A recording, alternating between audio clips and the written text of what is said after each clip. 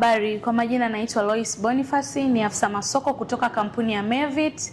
Leo nakwenda kuzungumza kuhusu soko la majengo ya ukarimu na burudani nchini Tanzania. Tutazungumza kuhusu aina za soko hili. Kuna hotels, kuna lodge, kuna small hotels, kuna resorts, kuna nyumba za burudani na ya majengo kwa ajili ya nyumba za vyakula.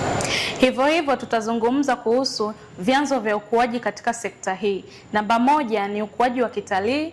Namba 2 ni mikakati mikubwa ya kujitangaza kimataifa. Namba 3 ni maboresho ya miundombinu. Namba 4 ni utulivu wa kisiasa na usalama. Namba 5 ni uwekezaji wa sekta binafsi. Zifuatazo ni changamoto zinazokumba sekta hii ya majengo ya burudani na ukarimu nchini Tanzania. Namba 1, miundombinu hafifu. Namba 2 ni hali ya mashaka, hususan kipindi cha uchaguzi, mfano Zanzibar. Namba 3 ni kuongezeka kwa gharama za kitalii.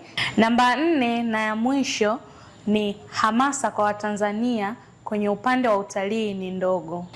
Hitimisho, sekta ya majengo ya ukarimu na burudani inakuwa kwa kasi nchini Tanzania, hasa maeneo yenye vivutio vya watalii kama Zanzibar na Arusha.